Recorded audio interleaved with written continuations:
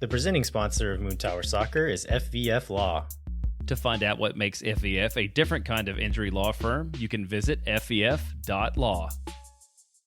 Hello friends, thanks for listening to Moon Tower Soccer. This week we're going to cover today's Gyasi Zardes signing along with the other Austin FC news of the week. My name is Landon Cottom and I'm joined as always by Mr. Jeremiah Bentley. Hey everybody, I'm Jeremiah Bentley. I want to get back into a topic that we don't do as much of. You know, years ago we were a beer, soccer, and politics podcast and probably more a beer and politics podcast with some soccer because there was no soccer. Yeah, it became in that order, beer, politics, soccer. Yeah, and it become a little bit less of that, but now I see that you're enjoying a tasty beer that is in limited run, so why don't you let the folks know what is in front of you? It's the most wonderful time. Yes, it is winter season, and I'm drinking the El Sputniko, which is one of the variations of probably my favorite Austin seasonal beer. I think probably your favorite Austin seasonal beer as well, which is the Sputnik from Austin Beer Works. El Sputniko is their kind of like Mexican hot chocolate take on the Sputnik with cacao nibs and chilies and cinnamon and stuff like that. So I've been drinking caffeine during the show for the last few months because I stay up late and edit as soon as we get done recording. And I've discovered if I had a beer or two, then I just wanted to go to bed immediately. So I switched to caffeine. But because this has coffee in it, I can have a beer and have caffeine, and it kills two birds. So I'm extra thankful for Sputnik this season. What a wholesome combination. Now, I have not gotten my Sputnik yet, but I saw it was out everywhere, and I kind of forgot. And so I'm jealous. I will go down to the corner store tomorrow and pick mine up before I miss out on it this year. But it is always a seasonal delight.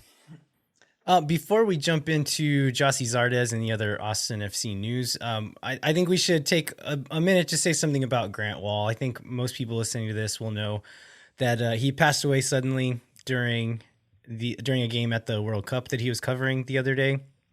I don't think you ever had any interaction with him. I know I didn't.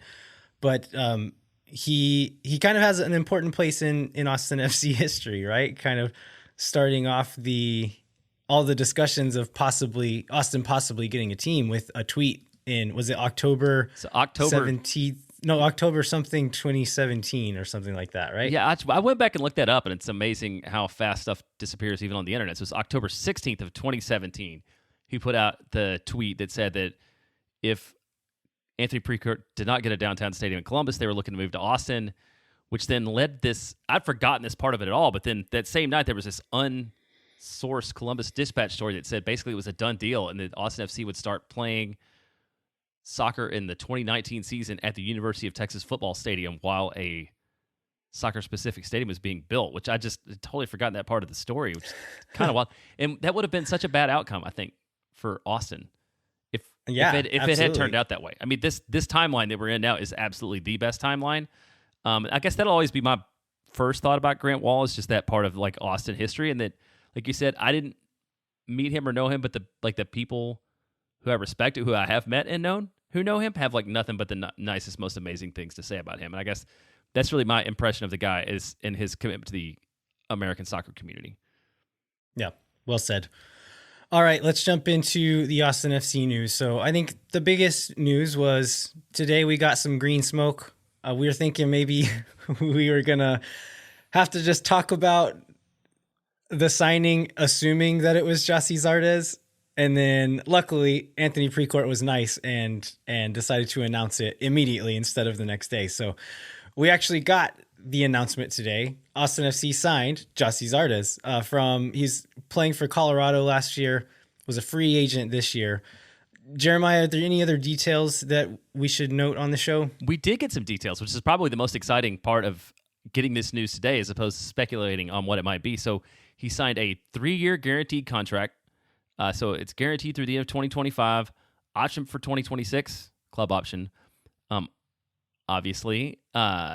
And I think everybody probably listening to the show knows a little bit about him. He's MLS Cup winner in 2014 with the Galaxy, 2020 in Columbus, All-Star in 2015, Comeback Player of the Year in 2018. The guy has a long history of success in the league, 267 appearances, 97 goals, 13th most goals in league history. So there's no doubt that I guess 31, which it seems like he's been around for 25 years. So the fact he's 31 seems younger than I thought he might be. But yeah, definitely a strong resume and a big name coming to Austin.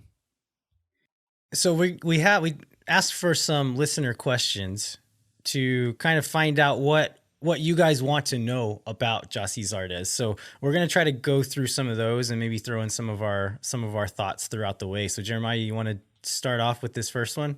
Yeah, the first one comes from Steve that says, this is just the question really about him as a player. What makes a striker like Gyasi so exciting for a system like ours where others haven't delivered? I know we have the data from his time under Berhalter, but what are the things that he does differently? I think you probably have a really good take on this. Yeah, so whenever this rumor started, I don't know, a week and a half, 2 weeks ago, I know people had written about this and talked about this, so I kind of wanted to try to find the language to say, like, why is Gyasi Zardes good, and why do people not think he's good or not understand why he's good? And I found this piece by John Muller, who lives in Austin now, I believe, writes for The Athletic, had a successful blog for a few years called Space, Space, Space. And this is a post from his blog, and the title of it was "Movement is the Goal," in praise of Gyasi Zardes, a striker who didn't score.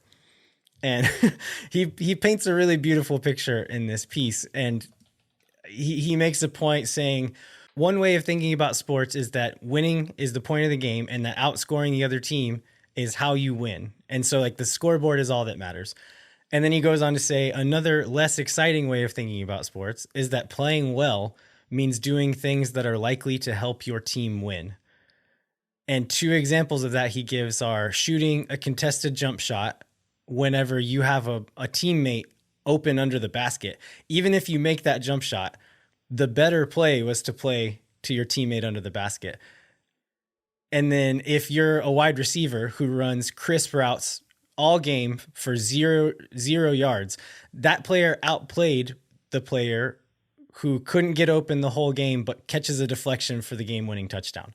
And then he admits, like, that kind of fandom is mostly for nerds who can't experience joy, which I might put myself into that category. But to say, like, who Gyasi Zardes is as a player, he's not as technically gifted as many players in the league. His first touch often leaves something to be desired, but he is that receiver who will run crisp routes all game, even when he doesn't expect the ball to come to him. And he does that because he knows that the worst case scenario is that he opens up space for a teammate. He forces a defender into a difficult decision about who to mark. And so his positioning, his movement, his intelligence are all really good. He's great at getting chances in good positions. And his best season ever in MLS came under Berhalter and Wolff in Columbus. And so he works well in a system. And hopefully he can recreate some of that magic here in Austin with Coach Wolff. He's also been really successful when he's been surrounded by good players. And so his breakout season was with Robbie Keane and Landon Donovan with the Galaxy. He got played out of position for a few years after that. Didn't really have a resurgence until he went to the Crew, where he's playing with Zelarayan, Pedro Santos, Darlington Nagbe.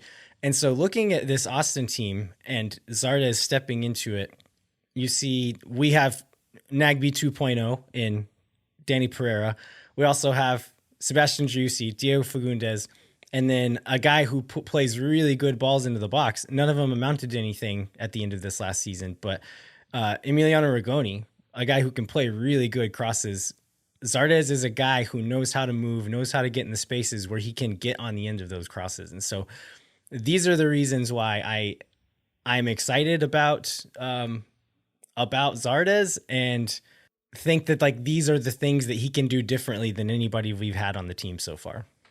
And just to go back to, like, I think we mentioned this last week, but just like last year, it's the worst year of his career. He scored more goals than any striker that Austin FC had. So even if you just look at it from that way, like, he's going to be an addition to the club. And then there's this weird, I don't know if it's a subset or it's like all U.S. national team fans, but, like, explain. I've looked this up online. I don't understand, like, the hatred among the U.S. national team fans for the way Gyasi Zardes plays. Other than, I mean, I know he's played a bunch of matches and hasn't scored a ton, but that seems to be the way with U.S. strikers. I don't know, going back to like when Josie Altidore was hot. Did you credit this question? Oh, I didn't. That would be Emma C. and Lucas Laredo. Both ask, like, why do the national team fans hate him so much? Yeah, so I was trying to think of who the guys were that he was playing over during his runs with the national team. And I think at least one of the eras was when Josh Sargent kind of starting to have some success. But it was usually younger guys who were playing in Europe that US fans wanted to see get a chance. And so Gyasi Zardes represented this less talented MLS player that a lot of people didn't understand why he was getting looks over these guys playing in Europe. I think there's like some Euro snobbery baked into this. There's some like anti-MLS sentiment baked into it. But I think it's also goes back to kind of the point I made before of people not understanding what Gyasi Zardes does good, because it is that thing about like doing the right thing doesn't always mean you score a goal. And just because you missed one shot doesn't mean you didn't have like a pretty good game on the whole. And so I think it's a combination of all of those things, of just like the era he was playing in, who the other options were, and the fact that he was an MLS player are kind of the reasons why a lot of national team fans do not like Gyasi Zardes. And he also had a penchant for like stuff that made him look kind of goofy, right? Like finishing goals off his head or off his butt. But you know what? He was in the right place to to finish a goal off his head or his butt, and like that's fine if you get there. This next one was something this is interesting in terms of the roster for the rest of the year, what we can do, but like where do we expect his contract to be as far as like TAM or GAM and how this might affect our budget next year? I think he made 1.55 million last year. I mean, I'm assuming he is making less this year than he made last year, and that he will be a TAM player. Do you agree with that part of the assumption? Yeah, as far as the actual mechanisms we're using, TAM is essentially being phased out, and so we'll be using some type of allocation money to buy him down to below DP level. He'll be making above that 650,000 mark, I would guess. As far as the actual number, I think this is where the length of this contract becomes really interesting, because we talked about Hector Jimenez going down to a lower number with that 1 year plus a 1 year club option. We talked about John Gallagher maybe taking a little less money so he can stay here for a longer amount of time. This might be a similar thing where a 31-year-old striker, a 3-year contract maybe feels a little bit long, but maybe Zardes is willing to take a little bit less than maybe he could get elsewhere for a year, because it is that 3-year contract. And so I look at that contract length as a sign that maybe fans will be okay with what this number ends up being. We won't find out until the Players Association releases those numbers sometime in the spring or summer. But yeah, I mean, my instinct is like maybe like between 650 and 800,000, but it could be higher. Do you think? What do you think? I could see it being closer to $1 million, but I think it's less than last year. And when you look in terms of the overall roster, I went back and looked, and it seems like Ruben and maybe a little bit of Maxi were the only players who were making over the, was it 625? Is that 612 last year. Yeah. It'll be 650 this year. And weren't DP, so it seems like there's some flexibility there. Even bringing, actually Danny Houston was also in that category last year. Yeah. But there's some flexibility to bring him in and then not be like, have the whole budget blown too, in terms of what we think he probably makes. But yeah, I think maybe a little more, maybe a little closer to $1 million, definitely less than last year. So, which answers Devin's question, which is what is your break-even point to say whether it's a good signing or a bad signing? I would say, I guess under $1 million is my good signing or bad signing. Yeah, I think you're right. My number was probably a little too low. But yeah, I mean, $1 million, I think it like that's a relative question, right? Like it kind of depends on how he looks this year. Right. If he scores 12 to 15 goals, then I honestly don't care what they're paying him, because he's making this team better. And so it starts to look bad if he plays 12 games and has 1 goal or something like that, then it looks bad. And like maybe the break even point is like that threshold is much lower. But if he's scoring goals, then I honestly don't care what they're paying him, because he is the piece that we need if he can if he can reach his potential. Let's go into where we think he sits. This is could be another Arriaga question, and then one similar from Brendan Heights is basically what does your depth chart look like? That's Arriaga's question, and then what are the situations where Austin might play themselves with a 2-striker lineup? I mean, I don't think on the first one, I think he has to sit at the top of the depth chart. Obviously, he has to prove himself, and this is when Claudio and Josh talk a lot. They talk about wanting to have depth and wanting to have players that push other players, but one would have to imagine, all things being equal, Gyasi Zardes is the game 1 starter for Austin FC. Yeah, I totally agree with that. I think that just looking at the numbers from last year, Zardes played slightly fewer games, slightly fewer minutes than Maxi Ruti did, and this was for two different teams, mind you. His goal numbers were equal or better. Several other stats where he was equal or better than Maxi Ruti. One where he was significantly better was expected goals, and we talk about that being an imperfect stat in general. Even more imperfect when you're looking at a single game or a couple of games, but over a season, it is a pretty good little indicator of what a player's doing. Gyasi Zardes had way higher XG numbers than Maxi Ruti did. And then if you look at shot distance, I think he was looking at FB ref. He was in the 99th percentile as far as average shot distance goes. So meaning he shoots on average from closer to the goal than 99% of the league, or 99% of strikers do in the league. And so just talking about, again, getting into good spots, I think just that movement, the intelligence, the work rate, like, yeah, Maxi has the work rate, but I think there's some other stuff that Zardes is just a cut above him in several ways. And so, yeah, I completely agree that Zardes is at the top of that depth chart, barring any strange circumstances. And then you want to get to Brendan's other question, like, do you see situations where Austin would play 2 up top? It doesn't really seem like Austin's style, unless. Yeah, I mean, it's not really. It's going to be a long year and a weird year. There's going to be a lot of fixtures, so maybe in some kind of rotational thing they do, but I don't see that happening with any intention. Yeah, it would be very out of character for Wolff, based on the 2 years of evidence we have so far. Maybe at the very end of a game when it's like, okay, we're throwing the kitchen sink, trying to get a goal back or something, but I do not think that will ever be the plan from the start of a game. And then the other thing that we know the Maxi does a lot is presses, and he presses all over the field, which I think is probably the advantage that he still brings in situations to the club. But like, where do you see Austin finding the replacement for that? Or are they just playing a different way when Gyasi's on the field? I think Gyasi can still do that same kind of pressing. I don't know that he is as quick as Maxi and maybe not as tireless as Maxi is at that pressing, but he can still do it. And I think where he lacks I can't think of the word here, but like the lack of, like where Maxi never gets tired, never stops running, never stops fighting.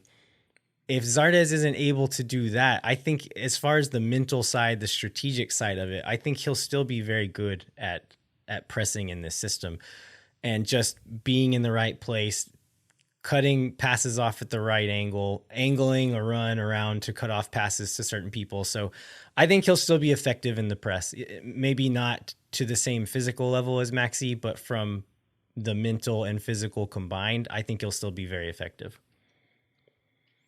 Well, speaking of Maxi, we got a question from Seth Rauch. Does Maxi want to trade this offseason? Do we see Maxi going anywhere? I don't know, man. He may want one. That's true. Want one and get one are probably two different questions. Yeah. I mean, I don't know what the market is going to be like for him right now. And like, there might be takers, but he had a decent season last year. He's 31 years old.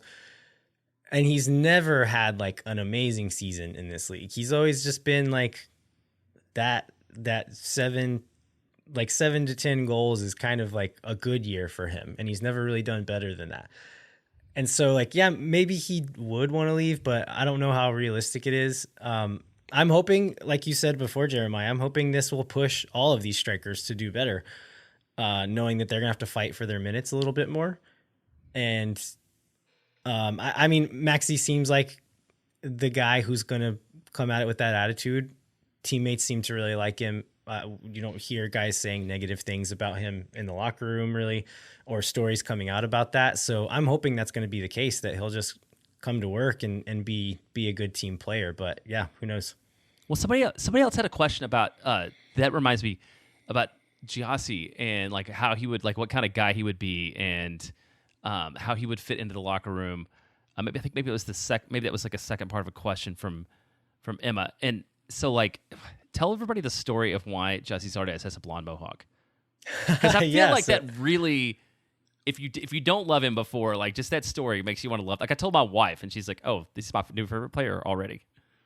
Yeah, at a first glance, you might see him like this, like tall, handsome dude with a blonde mohawk. You're like, "Oh, he's a showboat. Like he's like a flashy guy." But really, it's because whenever he was younger, his grandmother couldn't tell which player he was on the field, and so he started bleaching the top of his mohawk so his grandma could see him on the field and know, okay, that one's Gyasi. I can watch this player.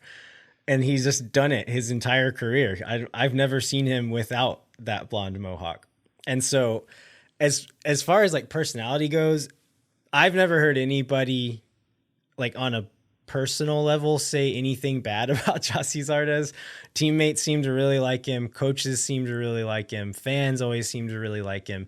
And so I think he's going to be a great teammate. As far as like the vibes, I don't think he's bringing like Maxi level vibes to the team. He's going to be more in the vein of like your Matt Beasler, Ethan Finley, Hector Jimenez guys, like the older, like family oriented dude who's going to be a good pro, a good leader in the locker room.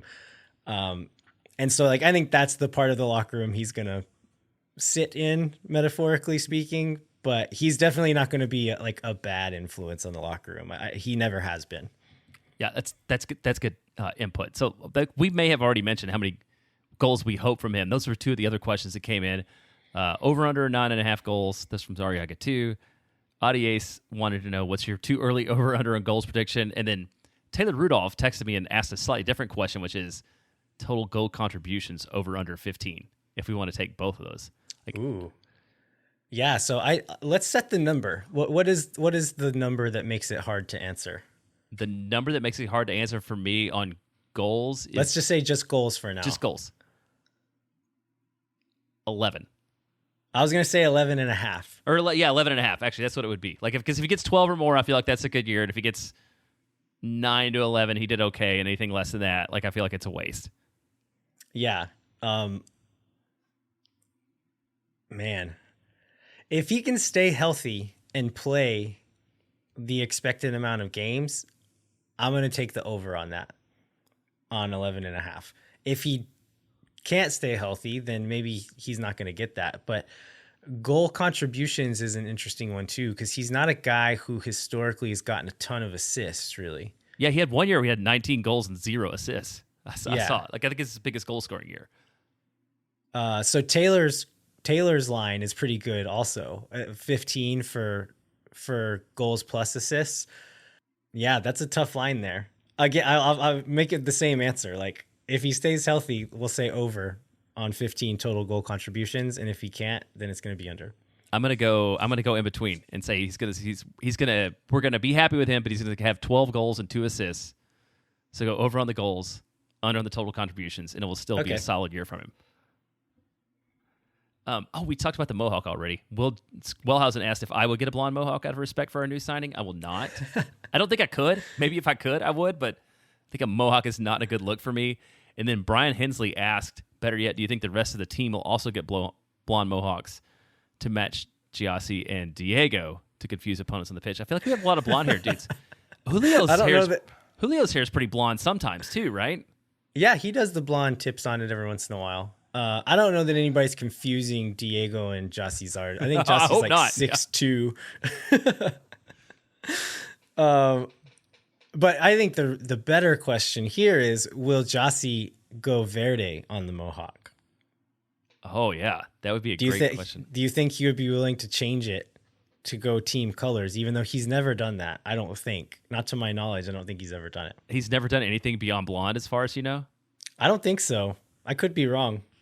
I don't with this story with it being about his family. Like I can see him being the kind of guy that would not change it at all, no matter what, to keep it the way it is. Maybe somebody can talk him into it. I don't know. Before we wrap up on Zardes talk, I wanted to bring up maybe some of the concerns we have about him as well. So he has had some injury troubles over the last few years. If you look at his production the last 2 or 3 seasons, it hasn't been to the level of what he's done in years before.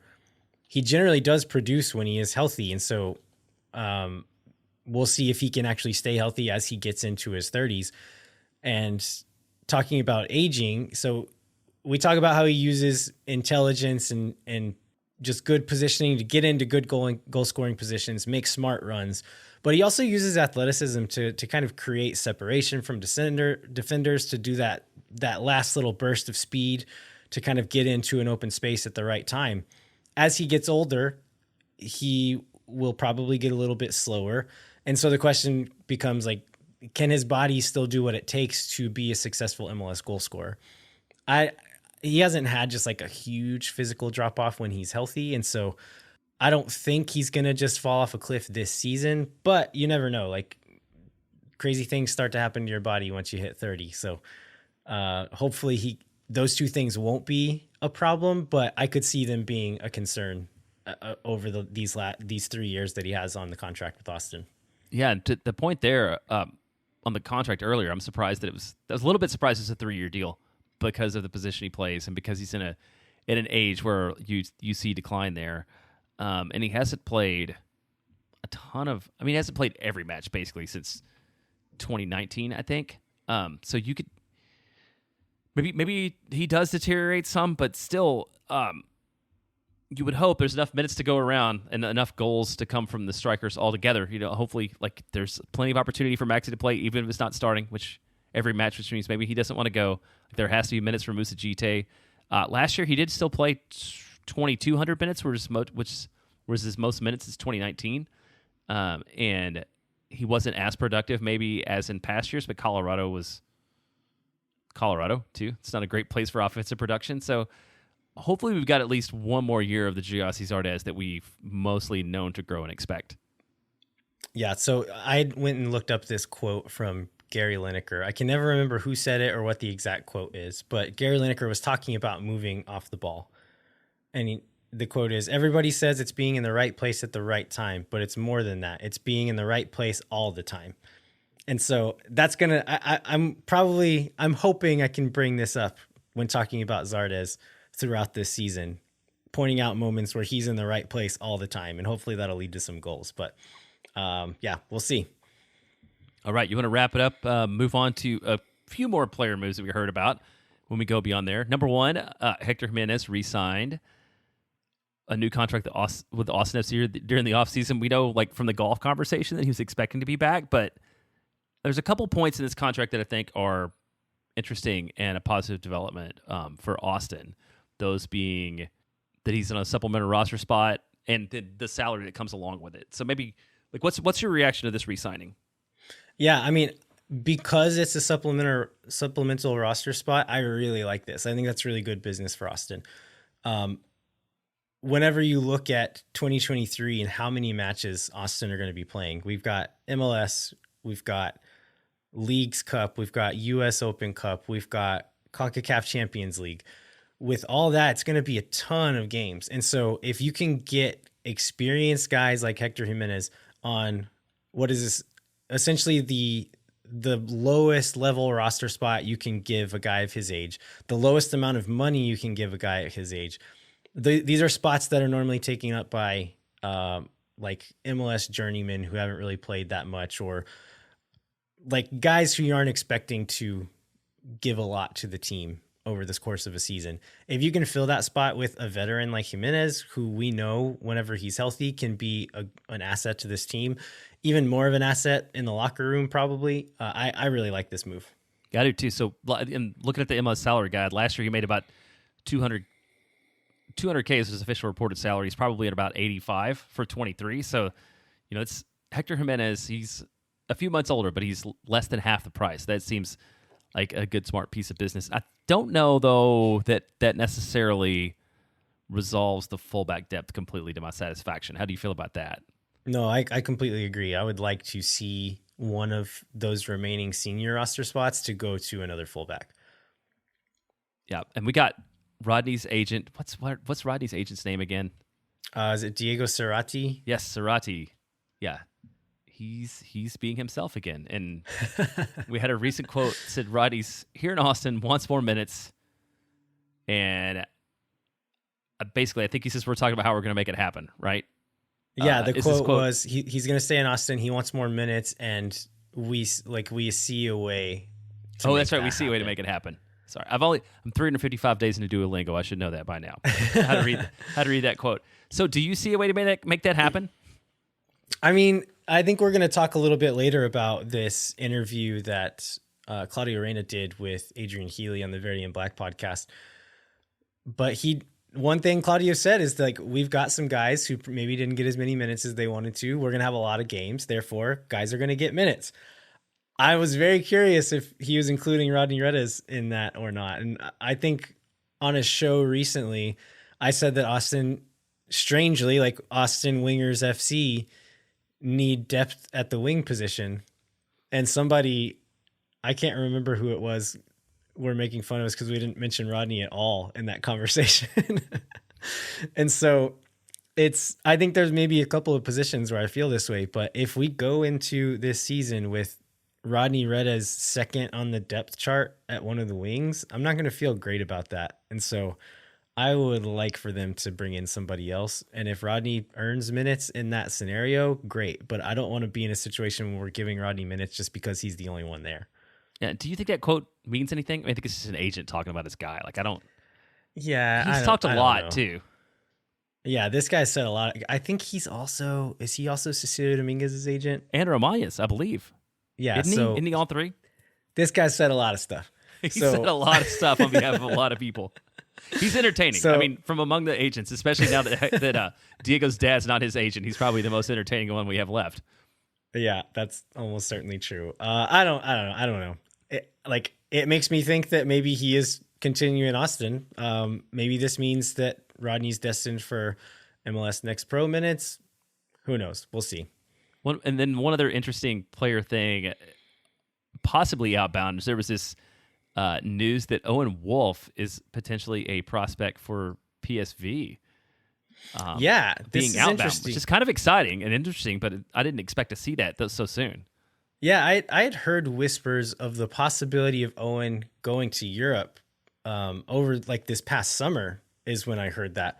So when Austin announced the deal with PSV later in the year, I was like, okay, this makes even more sense that there's like a direct link for us to send a young player like this too. And so I'm a little bit torn. Like I would love to see him go over and get to Europe as soon as he can and start developing at PSV, which is one of the best developing clubs in the world. Like they've cranked out tons of players over the years. And so that would be great for Owen, but I would also love for him to like have a breakout season here first and then go over there. So either way, like I'll be happy with it, but it would be pretty exciting to see Austin FC homegrown player, quote unquote homegrown player, playing over in Europe and fighting for some minutes there. Yeah, I'm going to be super selfish and hate this deal for him, for now at least. Because, I mean, he's, like you say, he's a homegrown. He's occupying one of the lowest roster spots. Like makes like $65,000 a year. We've got a ton of fixtures with the Cup, with CONCACAF Champions League and U.S. Open Cup. Like his value to the club is way more than like his salary charge right now because he can fill in and play multiple positions and in multiple competitions, and he's young, and it would be very, very hard to find somebody else that could fill that same spot on the roster for what we're paying him, because it would be pure speculation otherwise. Last point I would like to make on this is what all the folks who were crying nepotism about Owen Wolff getting that homegrown deal before they'd ever actually seen him play. I'm curious what those folks are saying now. Oh gosh, you think people might be a little over emotional, overreactive, and change their mind on a whim? I don't know. That seems impossible. But I guess I didn't know this. There's this in this tweet thread. There's this thing that says that he was recently on a short training stint at PSV and made a good impression. Did we know? Maybe he went over with the academy team. Oh, maybe so. Maybe so. That would make sense. Because they were there. Okay. I'm willing to buy that. All right. You want to take a break and look at the roster and talk about some other news? Yeah, let's do it. Hang tight. We'll be right back with more Moon Tower Soccer.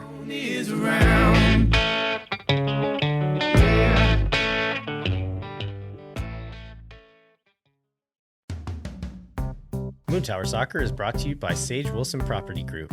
If you or someone you know are in need of Sage real estate advice in Austin, talk to our friends at Sage Wilson Property Group. You can find them online at sagewilson.com.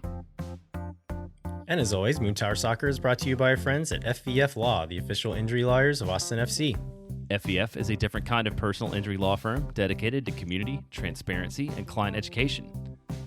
You can go to FVF.law to find out what makes FVF a different kind of injury law firm and why understanding your legal options can dramatically change the outcome of a case. Once again, that's FVF.law. So we're back. One of the things we wanted to do is take a look at where we are this year and last year versus at this point last year in terms of the roster build, because although there hasn't been a ton of action, I feel like every move that Austin has made so far has been an improvement positionally. So we've Danny Houston out, Gyasi Zardes in at forward, Felipe out, Jafal in the midfield, and then $200,000 Hector out, $85,000 Hector out on the wing. And we believe that leaves us with 2 or 3 senior roster spots, depending upon where Thomas Pochettino is, and a decent amount of money. There hasn't been a huge spend if you look at player for player in terms of like whether we've spent more or less. So we should maybe be kind of in the same place. So you, Landon Cottam, if you were Claudio, what would you do to prioritize where you would spend the money that we have left during this offseason? I'm looking at 3 positions. The main one, again, this one, it feels weird to say this, but I think my main priority would be on the wing. I feel like for so long, we just talked about how many wingers we have. We have too many wingers, but looking at the guys still on the roster, I think we have Rigoni and Finley on the right. We have Fagundes and I guess Redes on the left. Are those the only wingers still on the roster? They are, unless you consider Owen Wolff a winger, which he played most. That's not his best position, but that's where he spent a lot of time last year, was on the wing. But beyond that, there's nobody else there. Yeah, I can guarantee you PSV's not playing Owen Wolff on the wing. It's fair. But I would like for Austin to be in a position where they do not have to play Owen Wolff on the wing. And so, or Rodney Redes just because he's there and has a pulse. Like, I want to have options there. And so we've got a senior roster spot. We've got a little bit of money to spend. I'd like to see one of those spots go to a winger who we think can contribute significant minutes this year.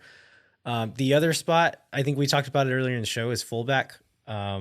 Charlie Asensio, I wouldn't be surprised to see him maybe go on loan again, or I'm not going to expect him to go from like a decent USL player to being ready to play a bunch of minutes this year. And then Hector Jimenez, we saw him kind of have a bit of a decline last year. I would like to bring in someone there.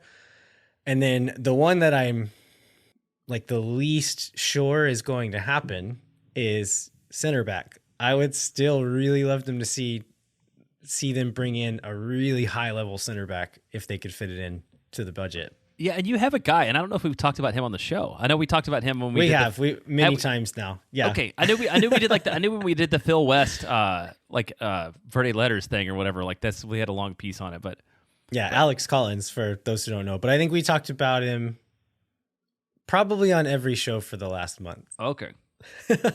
Okay, so he's still your dude. He's still not signed with anybody. He's not re-signed with New York, and there haven't really been any rumors. So still kind of waiting on that one. So from an outsider perspective, looking at this club, and I think this maybe came up a little bit on the live show that you did on the Striker, it seems like the biggest potential for an upgrade for a starter would be a center back, right? Would be a replacement for Julio Cascante. I don't think there would be a ton of argument about that. It's like, why do you think that is not likely to happen given Austin FC's current situation? I could see a scenario where Josh Wolff just doesn't care about Cascante's weaknesses because he's so good on the ball and does such a good job playing the ball forward and being an asset to the offense. I could see him just saying like, yeah, I don't care about the other stuff. He does this better than anybody that we could realistically get in this league. And so we're sticking with our guy. That's exactly the answer I thought you would give. And that was the softball question. Because I think that's something that people get. Julio Cascante functions exactly as Josh Wolff wants him to function. Like that's what he wants out of his defense. And it makes a lot of people angry, but I don't think that Josh is suddenly going to change his ways because of that. Yeah. And I'm sure Josh Wolff doesn't think Julio is perfect, but he knows that there are limitations in this league and that a guy who defends like Ruben and plays the ball like Julio plays in the English Championship or like for a lower level Premier League team. Like that's the reality. And so to get both of those things in a guy, like I think like Wolff is going to choose offense every time. And so, yeah, that's my reasoning, but you could maybe see them trying to move a guy like Romagna if they don't believe he's going to be the guy soon, but maybe they do believe he is. So yeah, I really don't know. And then Kip Keller, like we don't know if he's there yet, but think that he probably will be there within a few years, either as a guy that Austin can start working in or an asset that they can move at some point. But yeah, I could see them looking at that group and saying, yeah, we're good. We're not going to change anything. Yeah, I think you may well be right on that. Let's go off-field stuff right quick. This is the kissing up to the Austin FC front office part, since we know some of them listen to the show maybe. But it was a good, I mean, Austin's got a lot of recognition all the way around this year. So I'll just quickly go through this. But Major League Soccer announced the winners of the 2022 MLS Club Awards. Andy Locknane was named Executive of the Year. And 4 club departments were recognized as award winners, winning Communications Team of the Year, Marketing Team of the Year, Medical Staff of the Year, and Ticket Sales Team of the Year. I'm sure the ticket sales people are amazing, but it seems like a really easy job among all these, right? Like, the demand is insane, and I'm sure they did a lot. They did a lot to make that happen. But it's just cool to see this recognition for the club all the way around. And like the Communications Team of the Year, I don't know if that specifically includes the video people. It should, but like even today, like the Zardes video that came out that was already done this afternoon was really nice and really special. So congratulations to the club there. Yeah, absolutely. Very well earned. Medical Staff of the Year, I believe Dave Tinney's department falls into that. And I think they had a big like high performance conference in Austin recently that Dave Tinney was like the keynote guy. I think it's easy to forget, like he's very well respected in this field and was kind of one of the first to do it at such a high level in MLS with the Sounders. And so, yeah, I think it's, again, like we weren't sure whenever this ownership group came in, if they were going to take this seriously, if they were going to actually invest in these things, and they've shown that they have. So, yeah, kudos to them. You want to go? Well, this other thing came out today. We got some ticket details around the CONCACAF Champions League at Q2. So they will go on sale on Wednesday, December 14th.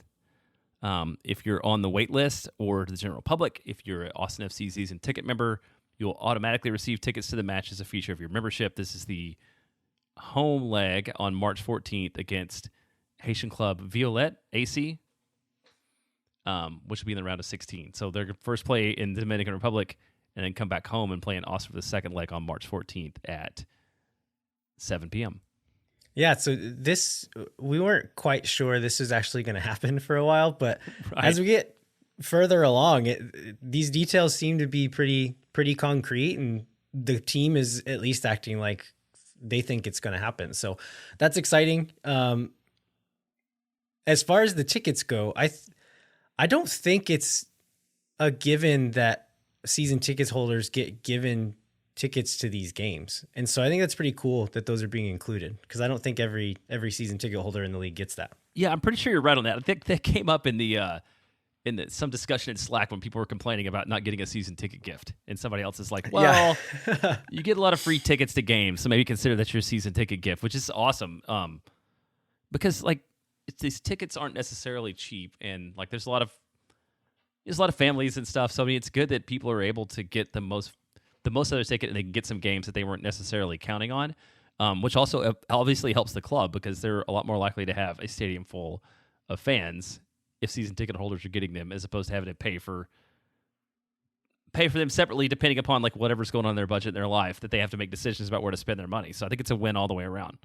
Yeah, I'll put it this way. I did not remember or notice that they didn't send gifts last year, but I damn sure would notice if they were asking me to pay to go to this game. There you go. What's next? You want to talk about this? You listened to this last week, because I think it came out last week, but Claudio was on the Verde Black podcast, interviewed by our friend Adrian Healy. Did sort of a review of 2022, talked about some roster stuff. I think probably the most interesting thing that he talked about in the interview was the MLS Next pro team. We finally got some details on what that might look like for next year. You listened to it too, right? Like, what were the things that stood out for you in terms of this interview? Yeah, I think the number of players that they're looking to sign was the thing that was most interesting to me. He said they're looking to sign 14 to 16 players for MLS Next Pro. I'm guessing that includes that 14 to 16 will include any academy players that they decide to bring up, meaning that there's probably like 4 to 6 players on the first team that they're going to be relying on to fill in numbers on that team. And so I think we just had a lot of questions as to like how many first team guys would be going down regularly. And I think this gives us a vague idea of what that's going to look like. Yeah, that was interesting. And the way the academy players, I hadn't thought about this, but I guess it makes sense that when he talked about how the best academies players will like be able to train with him every day and then will eventually play, but he didn't make it sound like from the start that academy players were necessarily going to be playing with the MLS Next Pro Club, which I thought was kind of interesting. And we know, I think for the first time, like when the schedule starts, the games will start at the end of March, but he never really went into where, right? They're going to train at St. David's Performance Center, so they're going to train with the first team. They're going to operate at the same facility. They'll be at the same time. He talked a lot about wanting to give like a similar like first class experience to the team, but he didn't mention where they're going to play. I would assume it's going to be out there at the Parmer Field or whatever, I would think. I have heard that it is going to be Parmer Field from several different people, but it is interesting the club is being cagey about it still. I wonder if there actually is some possibility that it wouldn't be there, or if it's just one of those things that they're keeping every detail close to the vest just because that's kind of what they do. Yeah, well, both those are possible. This is going to get into something I don't know, but the club doesn't actually own Parmer Field, does it? I don't think so. I believe the developers who developed the pitch own Parmer Field. Like I remember seeing a map once, and like that little alleyway or road thing in between the performance center and where the pitch and Parmer Field are the facilities. So maybe they can't for some reason because of that. But I would imagine that thing got built by those developers so that people would like go to matches at Parmer Field and then eat and drink at the pitch. Yeah, you'd have to think that was the idea. So it would be weird if that deal wasn't done already. But yeah, I imagine we'll be finding out this stuff pretty soon. Like we said on a recent show, like they're going to start playing. Did they? Oh, the games will start at the end of March. And so there is more time than the first team has to get going. But since they're starting it from scratch, they're going to need to start hiring technical staff. They're going to need to start formally signing players. They're going to need to get this stuff done pretty soon. So I would guess it's not going to be too long before some of this starts coming out. Yeah, I think you're probably right. We'll get into some more soccer-y stuff, but I wanted to follow up on this question last week. Natalie Guidry asked about the White Lotus to Austin FC comparison. I guess, one, at that point in time, you had not watched this season. I had not, White Lotus? We've watched it all now. We finished the whole season. You caught all the way up, including last night? Yeah. Okay, which we're not going to spoil anything. First time I've watched something akin to live television in many, many years. Well, I was watching it week by week, and I was super annoyed. I was like, wait, I have to wait 7 days to see this show again? Like, I don't like this at all. But Adam had some tips about how White Lotus and Austin FC are alike. And I don't know, we could just read through these, and maybe if you have some of your favorites that we could react to them. But number one, the head of culture makes a big deal of greeting everyone on the first day, but you haven't really seen them that much since. I think it's definitely true in season 1. Number 2, beers cost a shocking amount. I don't know that we know how much beers cost in White Lotus. I thought one thing that was weird is they eat every meal in the hotel restaurant, which seems strange if you're traveling. In Italy. What a stupid thing to do. In Italy, yeah, why you're always eating there. Your friend drags you out on an overnight away trip, but nothing goes according to plan. I think that happens a lot. That did not happen to us in Nashville, which I was very... Well, the game didn't go according to plan. The game didn't go according to plan. But everything else was fun. Yeah, it was good. Trying to buy... This is one of my favorites. This is probably my favorite. Trying to buy a new wardrobe at the on-site clothing store is expensive AF. Close-ups buy of an Austin FC Tiger onesie. Or like the one game that was cold in 2021 when I had to buy Jackson the hoodie. Oh, yeah. I'll never forget that. But he still wears it, so it's probably turned out to be a okay value. How about your sketchy friend gets too drunk pre-gaming and walks down the street shouting soccer chants for his favorite team? I feel like that's probably very, very true. And I'm going to go with the bottom 2 here. Season 2 is better than anyone expected, but ends with despair. We didn't know this at that time, but okay, it's fine. And you probably shouldn't be drinking this much. I think that was very true of both Austin FC and White Lotus. So I remember Natalie asking this question on last week's show, and then we started watching it like literally the next day. We started watching season 2, and the very first scene of this show is all of the main characters on a boat, and you see Aubrey Plaza's character, and she's with a man there, and the man turns his head, and I'm like, there's the Austin FC connection right there. It's Owen Wolff. The character Ethan looks a lot like Owen Wolff to me. And you had it in 1 minute. I love it. All right, so there's before we wrap up, we wanted to cover a couple of other pieces of Austin FC news. So the 2023 schedule, we've had a lot of people asking questions about that. We're kind of expecting that soon, aren't we, Jeremiah? Yeah, we have from Seth Rao, the encyclopedia of all things. I think we're expecting a schedule maybe as soon as this week. And the other note that we have here that he's expecting to see is that we have, with 15 teams in the East, Austin should play 2 Western teams 3 times and only play 6 games against the East to balance the schedule out, which I don't love, but we'll see what it looks like when it comes out. But everybody thinks that we will see a schedule this week, and everybody thinks also that unlike last year where we got the whole, I believe like the first week matches well before we got the announcement for the rest of them, that the whole schedule will come out all at once. Yeah, that's interesting. Do you think they would go out of their way to make it rivals that you play 3 times? Like, will we play maybe the 2 Texas teams 3 times? I would think so. I mean, that's the only way you're going to have a lot of appeal about, playing somebody 3 times. Like, I would, like, if we play RSL 3 times or Minnesota 3 times, does anybody care about that? So I can definitely see them wanting to hype that up among the teams where there's the potential for rivalry to do that. And then also, with 6 games to get the East, I think we talked last time, there's 5 teams we haven't played. So we should see all those plus 1 other Eastern Conference team. All right. Well, if we do get the schedule anytime soon, I think we're hoping to have Seth on, aren't we? Is it okay to say that? It's okay to say that. Okay. Seth's planning to be on, so we want to have Seth on and kind of talk through the schedule and some away travel.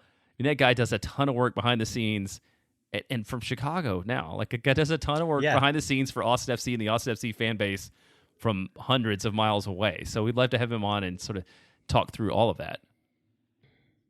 One other piece of news is that the 2023 EMLS Cup is going to return to Austin. So it's going to be during South by Southwest again. March 12th is the date. Talking to folks around the club and just like at that event last year and talking to like the people from the league who were there, they seemed really impressed with the turnout and kind of the atmosphere that was at that event. I think we were both impressed with it as well. So I think it makes sense that they're going to bring it back to Austin. Maybe that can kind of become a thing. Like, that's just what it is. Like, EMLS final is in Austin every year. Yeah, that's really cool. And I want to go back to our experience a little bit. Like I was not expecting a lot of it. I haven't played FIFA in like 10 years. And I'm not a gamer, but that was a really fun event and cool event. And the line was around. One thing I know is like the line was around the block, right? Like the whole time. So I can see how MLS was very excited to have that kind of enthusiasm about it. But I had a really good time. So hopefully they will invite us back to cover the event again this year because I would love to do it. I thought it was great. All right. Anything else before we wrap up, Jeremiah? No, let's go ahead and wrap it up. All right. We'd like to remind you to rate, review, and subscribe wherever you get your podcasts. If you would like to continue the conversation, send us questions, or just chat about your favorite seasonal beer, come find us at LViajero87 and at jbentley_ATX on Twitter. We're also at Moon Tower Soccer on Twitter and Instagram. And then sign up for the Patreon. Like we said last week, we're going to have some cool new stuff early part of the next year as the new rewards. Anybody who is a continuing member will also get those rewards. And then we'd also encourage you to visit the Striker website where you can get a 30% discount with the code MoonTower22 with a capital M. Jeremiah, what should folks look out for there? Well, there's a good article from Phil West that goes all into the signing of Gyasi Zardes. And this reminds me of something. Austin FC signs USMNT veteran Gyasi Zardes is like a real thing in ways that Nick Lima, USMNT veteran, and Ethan Finley, USMNT veteran, were not. I think we can definitely say that we have our first player who's like a real legitimate contributor to the national team. And he even, I think he had a couple caps this year. I don't know that he will going forward, but yeah, Phil's article is a good article. Off-season coverage is strong. And, honestly, should have brought this up. Like Phil's article about his dad who passed away recently is also, very sweet and thoughtful. And our thoughts do go out to Phil and his family in what is a super challenging time. All right. Well, thanks everybody for listening. We appreciate you all listening to the show and spreading the word. We'll be back next week with some more Austin FC news. Until then, I'm Landon Cottom. I'm Jeremiah Bentley. We'll catch you next time. When no one is around.